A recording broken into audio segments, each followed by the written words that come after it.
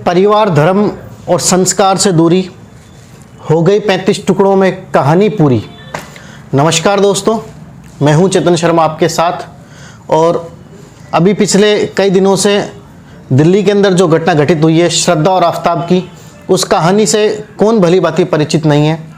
किस व्यक्ति को उसको सुनकर कौन दुखी नहीं है, कौन इस बात से परेशान नहीं है कि ये क्या हुआ, कौन इस बात को सोचकर अपने आप को यह महसूस नहीं कर पा रहा कि क्या कमी रह गई जिससे आज इस कहानी में ये अंजाम हुआ। मित्रों, आप सभी जानते हैं श्रद्धा और आफताब के बारे में। श्रद्धा एक 26 साल की युवती, जिसका अभी कुछ दिन पहले, 6 महीने पहले आफताब ने उसका 35 टुकड़े कर दिए, जिसके बारे में आप कल्पना भी नहीं कर सकते। आज हम ये सोचते हैं कि अगर किसी व्यक्ति को सुई भी चुभोनी हो तो हम सुई चुभोने से पहले भी 10 बार सोचते हैं। अगर किसी को हम एक बार थप्पड़ मार देते हैं तो थप्पड़ मारने के बाद भी अपने आप को 10 बार पूछते हैं कि हमने उसके थप्पड़ क्यों मारा। और एक वह आफताब जिसने उसके 35 टुकड़े करने के बाद भी एक बार भी ये नहीं सोचा कि मैंने इसके 35 टुकड़े क्यों किए। वह वहीं बैठकर खाना खाता रहा, वहीं उसका जीवन यापन करता रहा, आराम से डेटिंग ऐप से किसी दूसरी लड़की के बारे में सोचता रहा और उसको भी इसी काम में फंसाने के बारे में प्लान करता रहा। श्रद्धा और आफताब की कहानी के बारे में आप जानते हैं दोस्तों। यह कहानी है, श्रद्धा एक मल्टीनेशनल कंपनी, एक कॉल सेंटर के अंदर काम करती थी।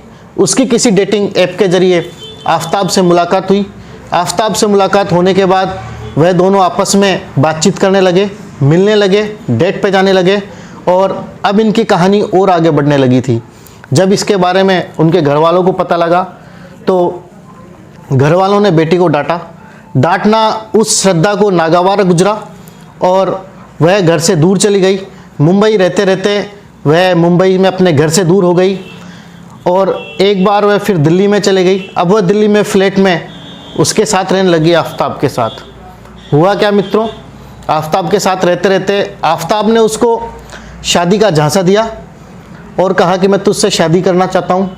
उसके बाद वह कई सालों तक उसके साथ रहा और जब उस श्रद्धा ने कहा कि अब शादी का दबाव बनाया तो उसी आफताब ने उस श्रद्धा का मर्डर कर दिया, गला दबाकर मर्डर कर दिया। और अब उसको मर्डर करने के बाद उसका सबूत कैसे छुपाया जाए, एक लाश को कहाँ छिपाया जाए, इसके बारे में उसने विभिन्न चैनलों पर पढ़ा, वेबसाइट पर पढ़ा और अमेरिकी वेबसाइट पढ़ी।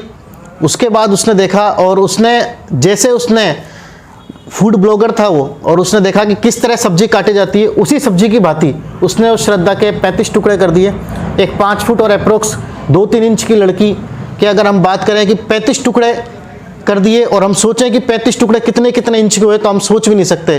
तो मित्रों, ऐसा नहीं है श्रद्धा ही सिर्फ इस बात से पीड़ित थी, जाने कितनी और श्रद्धाएं होंगी जो इस बात से पीड़ित होगी, जाने कितने और माँ बाप होंगे जो इस कहानी से पीड़ित होंगे और जाने कितने लोग होंगे जो इसको सुनकर अपने आप को कोस रहे होंगे कि क्या कमी रह गई। तो मेरा आप सभी से निवेदन है, कहीं ना कहीं हमारे धर्म और संस्कार की हमारे अंदर कमी है। आजकल हम क्या कर रहे हैं, अपने बच्चों को हाई फाई बना रहे हैं, उसको VIP बना रहे हैं, उसको अंग्रेजी पढ़ाना सिखा रहे हैं, उसको अच्छी पढ़ाई करा रहे हैं। पर मेरा आप सभी से निवेदन है, आप अंग्रेजी मत पढ़ाएं उसको, आप उसको हाई क्लास प्रोफाइल मत बनाएं, आप उसको कुछ शिक्षा कम दे दें, आप उसको 1000 रुपये कम कमाने की सलाह दे दें, पर उसको धर्म और संस्कार से जोड़ें। उसको ये सिखाएं कि जब भगवान राम को 14 वर्ष का वनवास दिया गया था तो भगवान राम अपना संपूर्ण सब कुछ छोड़कर, जिसे एक दिन बाद राजा बनना था, जिसके गले में सोने की माला लटकी हुई थी, जो पूरे राज्य का राजा था, वो सिर्फ उसके माता और पिता के कहने पर अपना सारा साम्राज्य छोड़कर और कपड़े पहनकर बिना चप्पलों के वन में चला गया। उस सीता को लेके चला गया जो सीता महलों की रानी थी, राजा जनक के वहाँ महलों में रहती थी, जिसके वहाँ पर उसके काम करने वाले नौकर चाकरों कोई कमी नहीं थी, वह उसको भी ले गया, वह भी था। तो हमें हमारे धर्म और संस्कारों से कुछ सीखना चाहिए, हमें अपने बच्चों के अंदर धर्म और संस्कारों का ज्ञान देना चाहिए ताकि हम किसी दूसरे के उसमें नहीं आए, झांसे में नहीं आए। और मेरा आप सभी से एक और निवेदन है कि मानव की अवस्था के अंदर प्यार करना कोई अवस्था गलत नहीं है। एक शेक्सपियर ने 7 अवस्थाएं बताई है, तो जब वह तीसरी अवस्था में जाता है तो उसे लव स्टेज होती है। वो अगर वो उसके अंदर बच्चा जाता है तो उसको समझाएं, आप किसके संपर्क में हो किसके नहीं हो, आप उसको डांटने की बजाय प्यार समझाएं। होता यह है, श्रद्धा की तरह आपने उसको डांटा, श्रद्धा के घर वालों ने हो सकता है उसको डांटा हो, डांटने के बाद वो उसके विरोध में हो गई और उसको संबल किसने दिया? आफ्ताब ने, तो वो उसके पक्ष में चली गई। तो मेरा आपसे निवेदन है कि अपने बच्चे बच्चियों को समझाएं। अगर माता पिता अपने बच्चे बच्चियों को 26-27 साल तक पालते हैं तो उन बेटे बेटियों का भी कोई फर्ज बनता है कि 26-27 साल तक तो कम से कम अपने माँ बाप की सेवा करें। उन्होंने क्या सोचकर 9 महीने तक एक माँ अपने बेटी और बेटी को कोख में पालती है और कितना दर्द सहन करती है। एक बाप सब कुछ छोड़कर अपने खुद कपड़े नहीं सिलाकर बच्चों के कपड़े सिलाता है, खुद भूखा रहकर बच्चों को खिलाता है, और फिर लास्ट में अगर बच्चा या बच्ची अगर इस प्रकार के कारनामे करता है और माँ बाप को दुखी करता है और ये छोड़कर चला जाता है कि तुम जानो और तुम्हारा काम जाने और मैं किसी दूसरे के साथ रह लूंगा, तो उसका भी अंत इसी प्रकार होता है जिस प्रकार श्रद्धा का हुआ।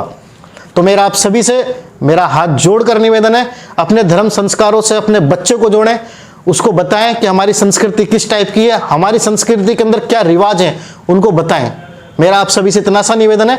और जितनी और भी कई लोग ऐसे होंगे जो इस बात से पीड़ित होंगे, और भी कई ऐसी बच्चियां होंगी जो इस बात से पीड़ित होंगी, तो उनसे भी मेरा निवेदन है, एक बार भली भांति किसी के बारे में अच्छी तरह से जाने, उसके बाद ही उसके लिव इन रिलेशनशिप में आए। और लिव इन रिलेशनशिप में आने का कोई मतलब नहीं है। मेरा उन माँ बापों से भी निवेदन है, जब सरकार ने यह तय कर रखा है कि लड़के की उम्र शादी की 21 साल है और लड़की की उम्र 18 साल है, तो कुछ ना कुछ सोचकर ही तय करा होगा। तो हमें इस बात पे भी विचार करना होगा, हमें परिवार में आपस में बैठकर बातचीत भी करनी होगी, अपने बच्चों को ज्ञान भी देना होगा। सिर्फ पढ़ाई करने के सहारे छोड़ दिया जाए तो निश्चित रूप से वही बच्चा अपने माँ बाप को माँ बाप नहीं मानेगा। इसलिए अपने बच्चों को धर्म संस्कार से जोड़े, उसको बोलें कि हमारी संस्कृति के बारे में सीखें, रामायण पढ़ें, महाभारत पढ़ें, धर्म ग्रंथ पढ़ें, जिससे परिवार में संस्कार आए।